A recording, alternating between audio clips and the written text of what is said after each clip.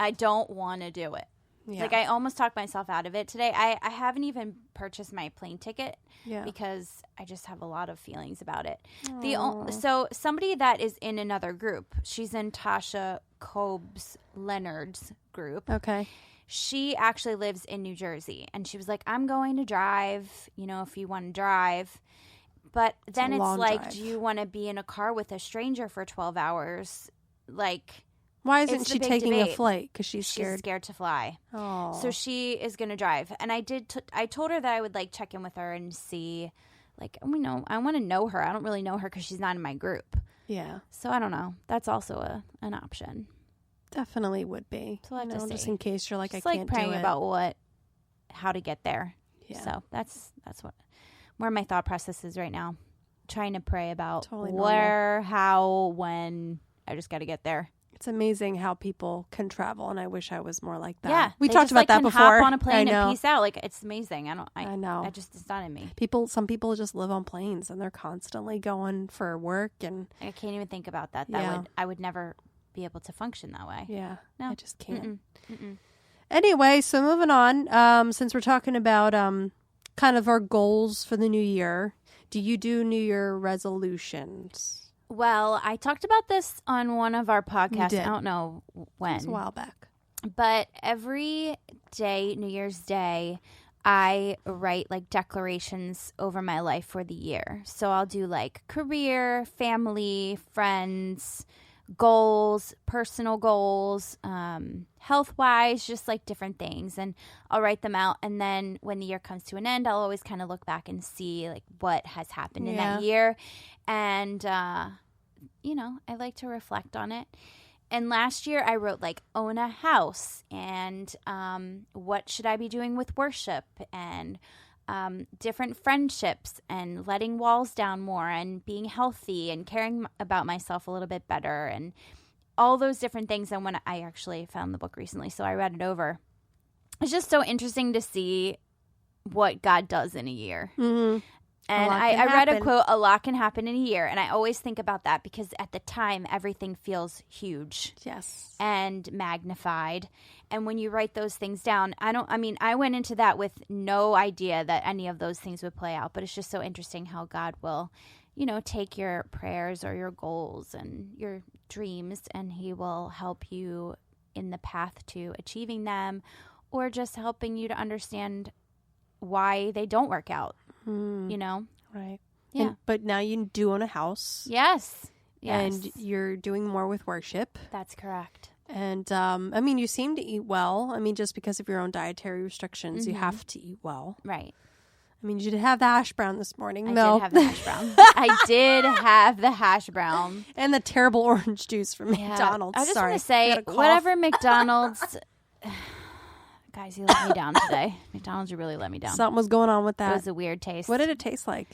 If I had to say, it was like a car oil and orange juice had like a baby. Ew! Steve drank it. And he was okay with it? He said he did not taste the difference, but it was there. Anyway. I encourage you, though, to write those things down and declare certain things over your life and spend some time like with God and, just meditating over those things and really praying for God to show you what he wants for you in the year to come. Yeah. What about you? Reflecting on the year prior and, definitely seeing what the Lord has done. I think you said that already. I really don't have any. I don't usually do New Year resolutions. I'm not like a resolution girl. No. My friend, actually, who's not a Christian, said something to me that was just so powerful about New Year resolutions. Ooh, what was I never know what to say, New Year's or New Year resolutions, but I'm just going to say New Year. Okay. He said that every day is new, that we don't need to make New Year resolutions because every day is new. That's true. Yeah. And I was like, whoa, that's like a Christian statement right there. It really was a Christian heathen. statement. So I was like, yeah, you're totally right. Like every day is new. I don't have to wait for the new year to stop eating a bunch of junk food. I don't have to wait for the new year to go to the gym more. Like I can do that tomorrow. Mm-hmm. And I stopped thinking about the new year as this brand new journey for me. It's good to reflect, I think. Yeah. And I think God wants us to do that and set goals for our lives. I feel like we take that differently than people that maybe don't have a relationship with God. Like, we don't necessarily have a resolution where we have like, okay, God, like, here are some goals. This is what it looks like. And you kind of pray over your year, as opposed to like, I'm going to blah, blah, blah, blah, blah. Lose because I feel like pounds. we're like, okay, God, you're going to take charge of this anyway. And here are some things I'm praying for. It's just like a different perspective. I think that's great. This is what I'm praying for, and I'm just going to watch it unfold or not unfold. Right. So I think that's why. I think that the reason that you feel that way about resolution is because we think of it differently. Right. Yeah. And usually those are plans that people make and they never stick to them. Right. Because it's not like a daily dying to self, especially when it comes to losing weight, because that's like the most popular resolution. It is the most popular one. You know, it's a dying to self every day. It's not just the year. But I really liked what one of our pastors, John, in our church does. He picks a word for every year. Me every too. day. Yeah, that that's is right. so We funny. talked about that, I think, before. Yes. I think that's really good. I usually do like a word or a phrase. Yeah, I think just to like I already sum know up what the mine year is. ahead. What is it? Can you share? Well, last year it was a lot of be still. Be still, be still, be still, be still. Because it's about to get really crazy. To the point where I would be like joking about how funny it was to hear be still or stay still. It was like constantly. That was one of our duet names. Yeah. Duo names. And it's funny, like one of all the top songs that came out had to do with being still. Like, it was just like one of those things. Funny. And so now I am hearing a lot about goodness and God's goodness. So as someone who suffers with anxiety and depression, I always am looking for the what if in the negative. Yep. I'm looking for the bad, looking for the problem, looking for something terrible to happen. And so this year I'm going to anticipate the goodness. So look for the goodness, trust God's goodness, and that's going to be my little word or statement of the year. I think that's good. That is good. See? But anyway, goals for the Gals podcast. We were talking about guests that we would love to be on the show. And you what's had yours? I really enjoyed Joyce Meyer. I know that some people that I used to go to church with don't really like her, agree with her, but I listened to her one time. I'm like, let me just see what this girl's all about. And my goodness, she has changed my entire walk with the Lord. Just her realness, and I don't know about all this name it, claim it, blab it, and grab it stuff. Like, I haven't really heard any of that stuff from her because that's kind of some of the things that were accused of her. Mm-hmm. And all I hear is a Jesus-loving woman. And I know that some people don't love that she's a woman preacher or pastor or whatever. I just have never gotten so much out of a preacher than her. It's just... She is very powerful. Fantastic. She's a very powerful speaker. Some people don't like her voice or whatever. I mean, it's just everybody has a something Everybody to say. has a critic. Everybody has a critic. A critique. Yeah. Critic. A critic, a critique. They have both of those. So what about you? I said that I would really love to have Kim Walker-Smith on here. Yes, your mentor from Worship Circle. Yeah, she is my mentor. And she does a lot of podcasts. She also is just an incredible speaker. Like, she's just full of wisdom. She, not even when she's trying to speak, she just is full of wisdom. Mm-hmm. Like, just pours out of her.